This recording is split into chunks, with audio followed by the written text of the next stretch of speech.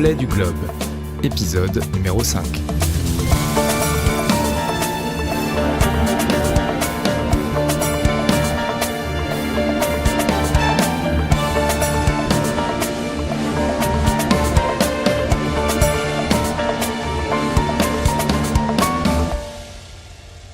Dans l'épisode précédent, Agathe a été victime d'une tentative d'assassinat en pleine rue. Quand elle veut déposer plainte, l'impasse. Pourquoi ? Car elle a mentionné le tatouage de son agresseur, et ce dernier est vraisemblablement l'un des agents d'un secret gouvernemental. Heureusement, un policier, Marc, est prêt à l'aider. Lui s'est conditionné à obéir aux ordres pour ne pas mettre sa famille en danger en posant trop de questions. Une avocate, Aline Lefranc-Éclair, aujourd'hui en maison de soins intensifs, a répondu aux questions de notre anthropologue. Victime d'un empoisonnement à la ricine pour avoir voulu enquêter sur la mort du suspect du soi-disant suicidé de l'usine désaffectée, elle révèle à Agathe l'identité du polariste assassiné et auteur des 10 plaies du globe. Adrian Polikov-Schlamoun, figure hybride mêlant recherche indépendante, écriture engagée et activisme, connu pour son rôle dans Exitus Secundus, un collectif transnational associant lanceurs et lanceuses d'alerte, hackers éthiques et archivistes clandestins, dont il fut l'un des derniers membres actifs après avoir fui des répressions pour avoir exposé la falsification de données environnementales à grande échelle. Suivant cette entrevue, Agathe rentre chez elle songeuse. Une fois arrivée, elle découvre Marc aux mains des hommes au tatouage énigmatique et assommé. Marc et elle se réveillent dans des cellules lugubres, mais c'était sans compter sur l'inventivité et la résilience de notre anthropologue, qui bientôt, par quelques bagarres et l'assistance de Marc, se sort d'affaires et de cellules. En 2-3 coups de passe-passe, ils se vêtissent de leur uniforme, de leurs ravisseurs et s'enfuient jusque dans l'ancien quartier des affaires, aujourd'hui désaffecté.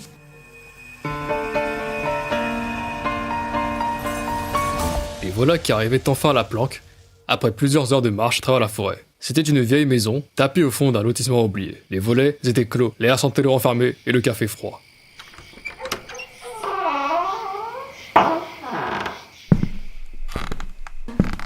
Tu crois qu'on est tiré d'affaire là ? Pas tout à fait, mais c'est déjà ça. On va reprendre notre souffle. Si la ligne n'a pas été coupée, on pourra essayer d'appeler et décider de la suite. Tony, c'est moi, c'est Agathe. Bordel, Agathe, pourquoi tu me répondais plus ? J'ai cru qu'il t'était arrivé quelque chose de grave. Qu'est-ce qui s'est passé ? Je vais bien, je t'assure, je vais bien. C'est une longue histoire. Je suis avec le policier du parc et je suis en sécurité. Enfin, pour le moment. Écoute, je suis désolée, mais je préfère ne rien dire au téléphone. On ne sait jamais. Essaye de fouiller dans les bases de données de la police. On est réfugiés dans une vieille planque, en pleine forêt. Pour t'aider à situer, on vient de l'ancien quartier automobile. Et j'ai une demande précise. J'ai besoin de toi, c'est très urgent. Contacte celles et ceux que tu m'avais recommandés. Tu sais, quand tu m'avais envoyé cette fameuse lettre au citron. Je vais essayer de contacter les quelques autres personnes qui seraient susceptibles de venir nous aider. C'est le moment. Plus que jamais, il faut qu'on s'unisse. En quelques minutes, Agathe avait repris le contrôle sur son désarroi, porté par une âpre soif de justice et des nerfs électrisés. Elle fit tour à tour appel à celles et ceux qui l'avaient soutenue pour leur donner le fin mot de cette histoire, brièvement les avertir de ce qui s'était produit à l'encontre d'elle et Marc. Néanmoins, tous ne répondirent pas favorablement. Comment leur en vouloir ? Il risquait trop gros. Marc, de son côté, avait allumé la radio qu'il avait trouvée dans la poche de l'uniforme enfilé plus tôt. Une voix y annonçait la 8e catastrophe du polar, les 10 plaies du globe. Dehors, le paysage semblait refléter la détresse de leur situation, et cette nouvelle affliction sonnait l'alarme d'un danger cataclysmique désormais imminent. Des éruptions soudaines ont eu lieu dans les 4 coins de la planète. Ces zones sont évacuées en urgence, mais déjà plusieurs milliers de morts et une centaine de blessés sont à déplorer. Les autorités évoquent une recrudescence anormale d'activité tectonique mondiale et d'autres signaux, d'autres grondements sont à prévoir. Merde, le temps m'a échappé, happé par tout ce chaos. Et ce jour est déjà là. Adrienne, encore une fois, t'avais raison. Je savais que ça viendrait, mais je pensais pas si vite. Le monde hurle et gronde tout comme moi. J'en peux plus d'avaler, d'encaisser sans rien rendre. Il n'y a plus de temps. La dernière catastrophe, celle que l'auteur avait pressentie, est sur le point d'éclater. Et quand elle frappera, il sera trop tard pour faire quoi que ce soit. Si je parle pas maintenant, je vais imploser comme ces volcans. Mais si je parle, c'est pas uniquement moi que j'entraîne. Agathe était sur le fil. Et la question n'était plus de savoir si, mais de calculer le quand et le comment dévoiler la vérité. Quelques heures s'étaient écoulées lorsqu'un coup discret résonna à la porte. Surprise, Agathe attrapa un couteau d'un geste nerveux pendant que Marc s'approchait silencieusement de la fenêtre. Après un instant d'observation, il lui fit signe de ne pas s'inquiéter. Lorsqu'elle ouvrit, Agathe découvrit 2 ou 3 visages familiers du festival Quai du Polar, dont Juliette, accompagnée de Tony. Ils venaient d'arriver à la planque. Une fois chacun et chacune installés, Agathe prit la parole. Elle raconta ce qui s'était passé pour Marc et elle, détaillant comment ils avaient été enlevés par les hommes de l'ombre. Ces agents invisibles chargés d'effacer les indésirables. Elle précisa qu'ils avaient été détenus dans l'attente d'ordres venus d'en haut qui auraient décidé de leur sort. Oh mon Dieu, encore heureux que vous n'ayez pas été blessé plus que ça. J'aurais dû surveiller de plus près ton appartement. J'aurais pu éviter tout ça. Tu n'as pas à t'en vouloir. Ça devait arriver un jour ou l'autre. C'était le risque depuis le début. L'important, c'est que nous soyons en vie, sains et saufs, et réunis en cet instant. J'imagine que tu as raison. Donc on fait quoi maintenant? On crie la vérité sur les toits? Vous savez tous pourquoi on est là. Et je sais que j'ai pris un gros risque en vous faisant venir ici. J'aimerais avoir votre avis pour la suite des événements. Je ne peux pas me permettre de prendre seule la décision alors que vous êtes tous mêlés. J'aimerais révéler à toute la population ce qui se trame derrière la radiophonie nationale et ce qu'elle propage comme mensonge et ineptie. Je vais dévoiler à tous l'histoire de ES, du début jusqu'à la mort d'Adriane et ce qui en est suivi, le Dr G, Aline, jusqu'à nous. Évidemment, je compte divulguer toutes les preuves pour appuyer notre récit et ainsi prouver que ce n'était pas une simple rumeur. Je ne sais pas si le pire peut encore être évité, mais nous pouvons à minima agir pour qu'un maximum de personnes fassent le bon choix dans le temps qu'il nous reste. Et peut-être que cela changera la donne. Agathe a raison. Si elle parle, elle sera pas la seule à être impliquée. Quand toutes les pièces du puzzle sont censées avoir été éliminées et qu'on voit quand même l'image d'ensemble apparaître, c'est que beaucoup de monde est concerné. Et ils vont vouloir savoir qui, quoi, quand et où. On n'a plus le luxe de l'ombre. Si on continue à se taire, c'est eux qui raconteront l'histoire. Justement, si vous êtes d'accord, il est temps que ça change. Moi, je veux tout révéler. Alors prépare-toi Agathe, parce qu'une fois la vérité dévoilée, il n'y a pas de retour en arrière. Je le sais bien, mais tu savais ce que cela impliquait en te lançant à mes côtés dans cette enquête. Est-ce que tu te sens prêt, maintenant, à aller jusqu'au bout? C'est vrai que c'est pour ça que je suis toujours là, et prêt à t'aider, quoi qu'on décide. Parfait. Merci Tony. Que décidez-vous? Si ce n'est pas à l'unanimité, nous ne faisons rien. Je suis pour. Il faut révéler la vérité pour laisser aux gens la possibilité de choisir pour leur avenir. Et surtout pour rétablir l'opinion publique, notamment sur les instances de société et les polars. Francis, quel est votre choix? Je suis également pour. Juliette a raison. Nous devons laisser le choix aux gens. Marc, encore une fois, sache que tu as le choix. Si tu ne veux rien faire pour protéger ta famille, c'est ton droit et ton choix, nous le respecterons. Je suis pour aussi. Il est temps de protéger tout le monde et pas seulement ma famille. Ok, alors toi, Marc, essaye de prévenir ta famille, qu'il faut qu'ils disparaissent. Vous, Francis et Juliette, prévenez le reste du réseau du Quai du Polar, qu'ils doivent se tenir prêts à braquer les projecteurs sur ceux qu'on a trop longtemps mis aux égouts. T'inquiète pas, ma famille sera en sécurité. Pour la tienne, je me charge de la logistique avec le pro de la clandestinité. Agathe passa le cap. Mais comment faire pour être à la hauteur? Et pour la première fois, elle se demanda si ce qu'elle vivait n'était pas en train de devenir le polar que personne n'aurait le droit de publier. La planque s'était peu à peu transformée en quartier général des fortunes. Autour de la table bancale, ils étaient 5. 5 figures usées par la fuite, tendues par l'attente, mais résolues. Leur objectif n'avait rien d'un héroïsme grandiloquent. Il s'agissait simplement de donner le choix à travers le don de vérité. Une vérité trouble, née du mensonge, nourrie par la propagande, couverte de mort, et hantée par un manuscrit qu'on avait voulu effacer de toutes les mémoires. Ils savaient qu'en l'exhumant, ils ne feraient pas que raconter, et elles accuseraient. Et il fallait se préparer aux conséquences. Tony, tu peux t'occuper de la partie informatique? T'es le plus compétent parmi nous, et on a besoin que notre message atteigne tout le monde, sans exception. Mais fais-le discrètement, il ne faut pas qu'on nous repère trop tôt. Ok, je balance tout sur 3 serveurs fantômes. Pas de traces, je brouille les pistes et bientôt nous pourrons mettre en ligne nos informations. Et puis il faut pas oublier l'importance du polar dans nos révélations. Ce qu'il faut, c'est faire passer le message clairement. Le polar, c'est pas une arme, c'est un miroir. Il dérange parce qu'il révèle. Il fabrique pas la violence, il la donne à lire. Et c'est précisément pour ça qu'on veut le faire taire. Ok, procédons méthodiquement. Tony, commence par rétablir la vérité sur le polar. Il dérange, mais il informe. Puis il détaille le début du processus de contrôle par l'État et leur stratégie de manipulation. Et enfin, termine avec ES, ce que ses membres ont subi, les menaces dans les commissariats avec l'interdiction de recevoir les propos qui impliquent le tatouage de reconnaissance, les pressions exercées sur le légiste pour stopper l'enquête sur le meurtre d'Adrienne, et enfin le sort d'Aline. Commence le dossier avec l'extrait des prédictions, c'est ce qui marquera les esprits. Vous voulez faire du bruit? On va la redonner. La radiophonie, la télévision nationale, vous informe. Vous informe qu'on vous a menti. T'es sérieux là? Tu peux faire ça? Ce serait dingue, on aura encore plus d'impact. Je coupe les signaux d'alerte. Je détourne juste la chaîne parlée pour te mettre dessus, Agathe. 5 minutes max, juste assez pour graver ça dans leur tympan.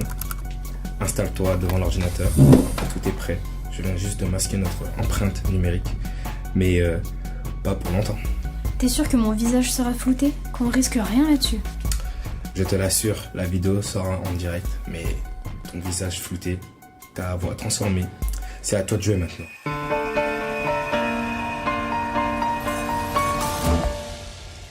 Ok, garde ton calme. Tu l'as toujours senti. Cette enquête cachait quelque chose de sale. Et maintenant, t'en as la certitude. Avec des preuves et des vrais. Trop d'instances et d'institutions sont comprises. Trop de vies sont en jeu.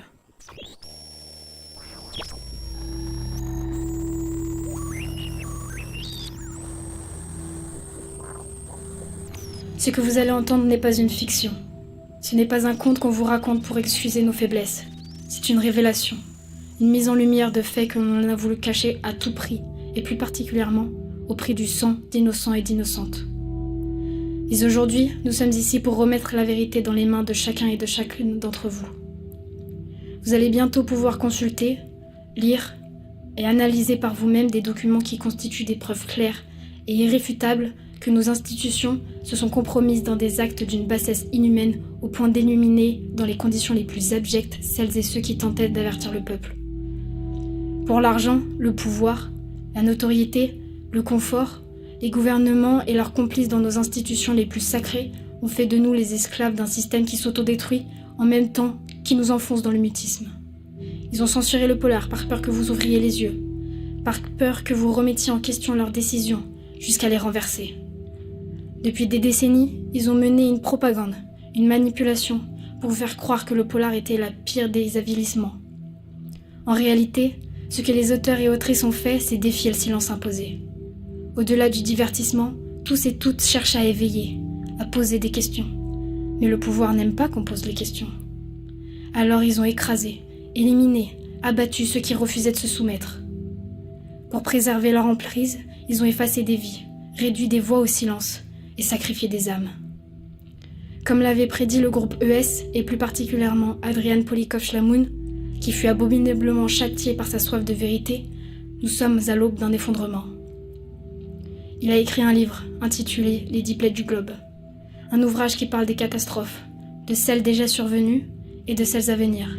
Il y a à peine quelques heures, comme il l'avait annoncé, plusieurs volcans sont entrés en éruption. Pour ce livre, ses prédictions et ses dénonciations, Adrian Polikov-Schlamoun est devenu le suicidé des usines désaffectées. Dans les faits, il a été abattu d'une balle dans la tête, exécuté par les porteurs du tatouage à la caméra encerclée d'une suite de chiffres et de lettres, tatouage dont les commissariats ont reçu l'ordre de ne surtout pas intervenir s'il venait à être mentionné lors d'audition.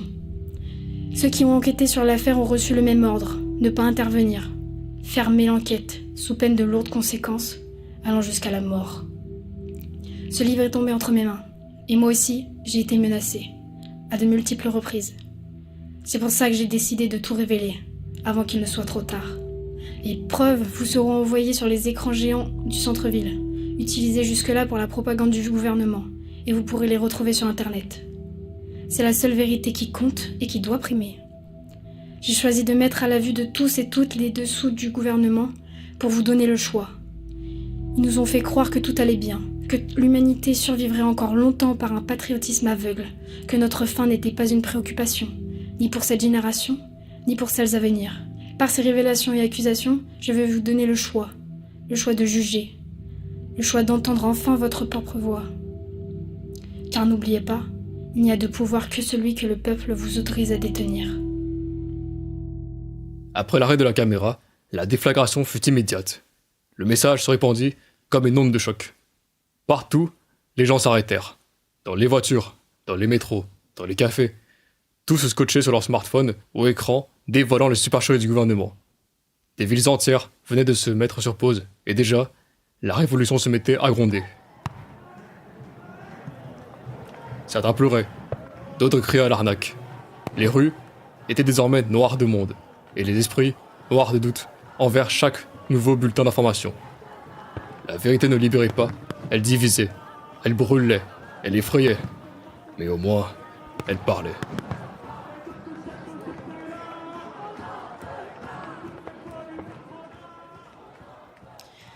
On a lancé quelque chose qu'on ne pourra pas arrêter. Ça y est. Voici venir la fin. La machine est lancée. Je suis soulagé, il était temps. Aïe Dieu, mes collègues vont être débordés. Ça va être le chaos. Je suis bien content de ne pas être au bureau pour voir ça. La vérité avait fissuré les fondations.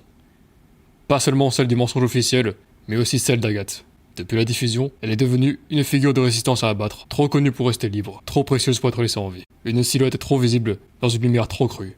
Elle ne pouvait plus se permettre d'exister à découvert. Il ne restait alors plus qu'une marche à gravir, et ce, malgré sa hauteur, s'effacer du monde. Pendant la diffusion, nous avons tout prévu avec les membres du festival. Tout est organisé. Faux papier, nouvelle identité, nouveau téléphone, et j'en passe. Tu sors sous les radars dès demain matin. 15 ans de clandestinité, ça nous connaît.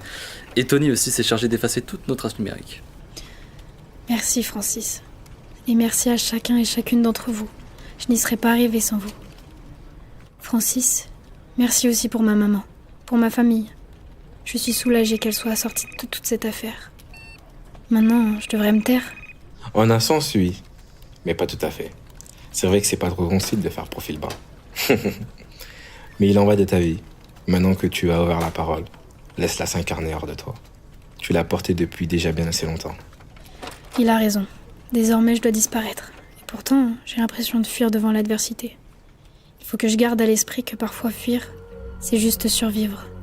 En attendant que le monde devienne un meilleur lieu où vivre. Tandis que la 9e catastrophe s'annonçait dans les journaux à travers des titres inquiétants sur la dégradation progressive des usines nucléaires de par les mouvements sismiques, le ciel se teintait de rouge et de gris, au gré des cris du peuple. Bientôt, tous perdraient la trace d'Agathe. Les laboratoires pouvaient chercher, les bases de données interrogées. Les justiciers nationaux, ces armes corrompues et bras armés du gouvernement pouvaient bien toquer à toutes les adresses. Agathe ne serait plus. Mais sa voix, elle, continuerait de traverser les murs, les frontières, les silences, les cœurs et les esprits.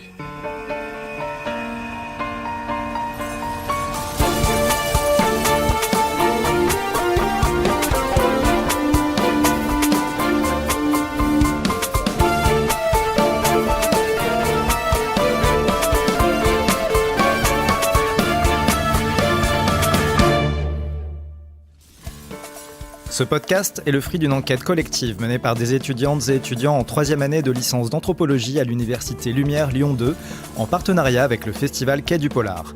Pendant une année, ils et elles ont mené l'enquête, non pas sur une scène de crime, mais auprès de celles et ceux qui font vivre le roman noir.